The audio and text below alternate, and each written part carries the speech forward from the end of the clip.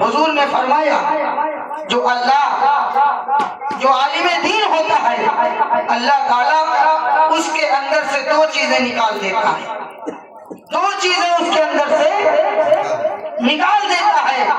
ایک ہے لالچ، کسی عالم کے اندر لالچ نہیں ہوتی ہے، اگر وہ عالم ربانی ہے تو اپنے علم کو اپنی جگہ سمجھتا ہے اور اپنے علم میں وہ فنا ہو جاتا ہے، نہ دنیا کی فکر رہتی ہے نہ کسی کی فکر، جب وہ اپنے علم پر آتا ہے۔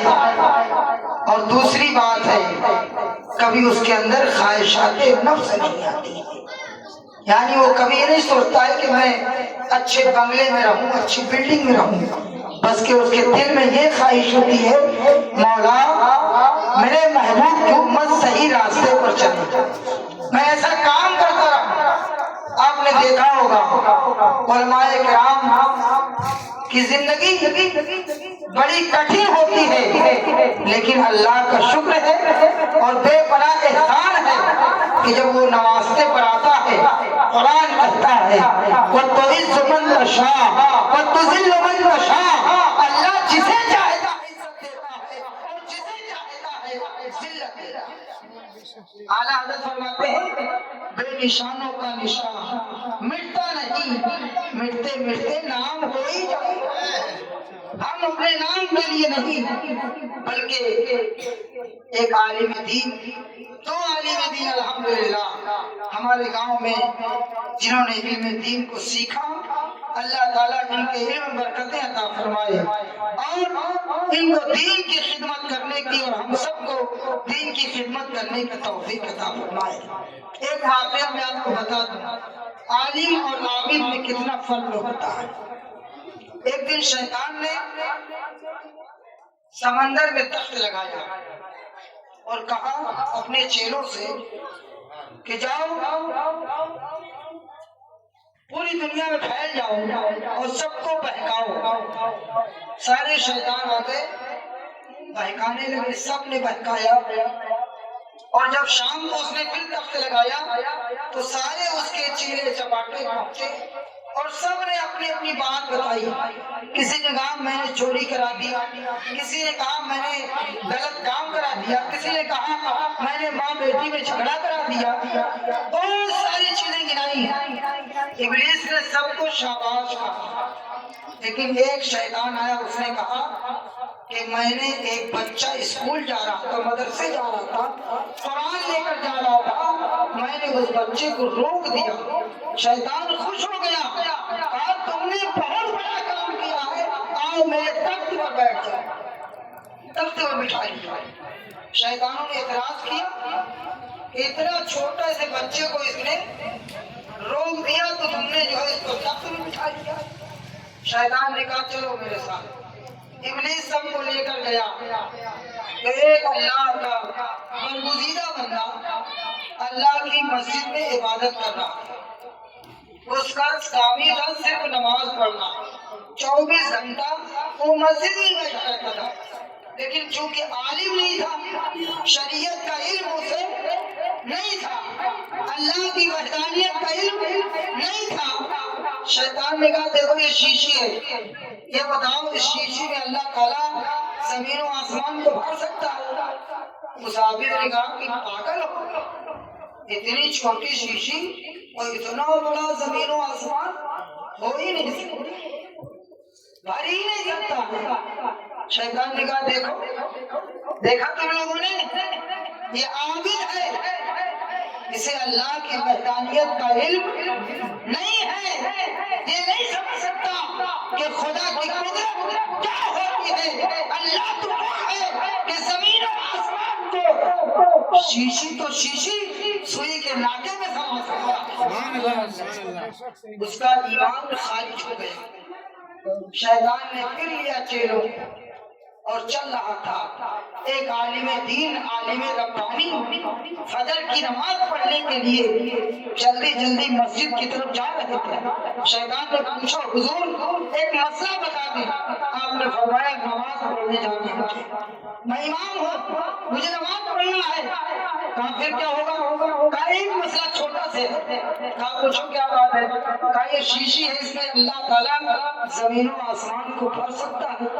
تو عالم ربانی نے کہا تو شیطان معلوم آتا، یہ سوال کوئی نہیں کر سکتا، یہ سب سوال شیطان ہی کر سکتا ہے۔ اور پڑھا ولا حول ولا قوت الا باللہ العلی العظیم۔ شیطان نے کہا دیکھو یہ عالم دین ہے، مصطفیٰ کریم نے فرمایا میری امت کے علماء جو ہے نوح علیہ السلام کی کشتی کی طرح ہے، جو بات مان لے گا وہ جو ہے طوفان سے پار ہو جائے گا، اور جو بات نہیں مانے گا وہ دنیا میں برباد ہوگا۔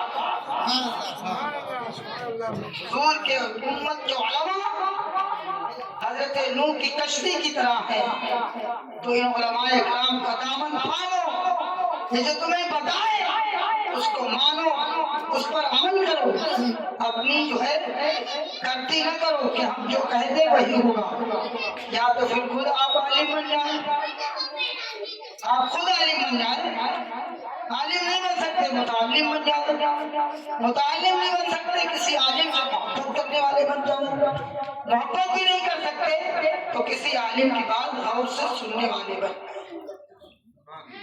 محبت کریں علماء سے، علماء کا خیال رکھیں، عالم کوئی آپ کو مسئلہ بتائے تو مسئلے کی آپ تحقیق کیا کریں، مسئلہ سن کر کے بھڑک نہ جایا کریں کہ پہلے یہاں ایسا نہیں ہوتا تھا اب تم نے بتا دیا۔ ارے پہلے کی بات بھائی ہو سکتا ہے اس عالم کی نظر اس کتاب پر نہ پڑی ہو، علم چھوٹا تو ہے نہیں، ایک سمندر کے مانند ہے، تو سمندر میں جو جتنی ڈبکی لگائے گا اتنا ہی خزانہ پائے گا نا، اور جو کنارے سے چلا آئے گا اسے کچھ نہیں ملے گا۔ تو آپ یوں سمجھیں اگر کوئی مسئلہ آپ کو بتایا جائے کرے تو آپ اس پر عمل کریں، اور یہ سمجھ کر کے عمل کریں کہ یہ علماء حضور کے وارث ہیں۔ اللہ کے رسول علیہ السلام نے ارشاد فرمایا کہ جس نے کسی عالم دین سے مصافحہ کیا گویا اس نے مجھ سے مصافحہ کیا۔ حضور نے فرمایا جس نے کسی عالم کی فرما برداری کی گویا اس نے میری فرما برداری کی۔ تو اس سے معلوم یہ ہوتا ہے کہ علماء کرام کی شان اور ان کی عظمت بہت بڑی ہے۔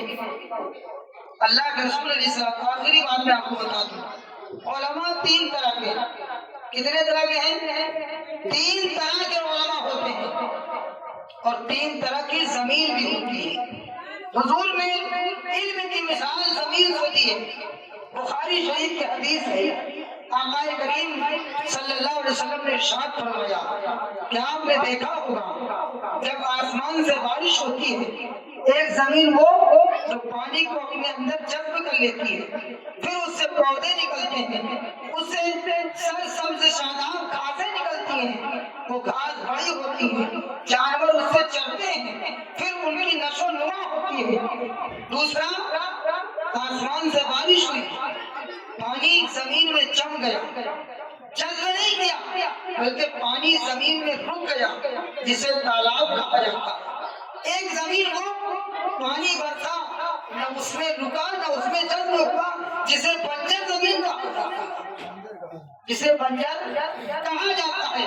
حضور نے فرمایا ایک عالم ہو جو خود عالم بنا دوسرے کو عالم بنا دیا، مچل کے بولے عالم بنا دیا، وہ اسی زمین کی طرح ہے جس نے پانی جذب کیا پھر اس سے گھاس نکال دیا، مچل کے بولے ایک عالم ہو جس نے علم سیکھا لیکن کسی کو نہیں سکھایا، وہ اس زمین کی طرح ہے جس میں پانی جذب نہیں ہوا بلکہ پانی جمع تھا، جیسے تالاب، اس نے خود علم سیکھ لیا، خود فائدہ اٹھا رہا ہے لیکن دوسرے کو فائدہ نہیں دے رہا۔ ایک عالم ہو، عالم تو بن گیا، علم بھی نہیں پڑھا، عمل بھی نہیں کیا، کچھ نہیں کیا، سرکار نے فرمایا وہ بنجر کی طرح ہے۔ وہ کس کی طرح ہے؟ بنجر کی طرح، علم سیکھنے کے بعد کوڑی کے بھاؤ، خود بھی عمل نہیں کرتا دوسرے کو بھی عمل نہیں کراتا۔ ایسا شخص کسی کام کا نہیں ہے۔ پہلا والا جو عالم ہے وہ سب سے افضل ہے، اس کے بارے میں حضور نے فرمایا خیرکم من تعلم القرآن وعلمہ، اے لوگوں تم میں سب سے بہتر اور سب سے افضل وہ ہے جو قرآن سیکھے اور دوسروں کو سکھائے، قرآن سیکھے اور دوسروں کو سکھا دے۔ تو اللہ تعالیٰ ہمیں صحیح عالم ہمارے بچوں کو بننے کی توفیق عطا فرمائے۔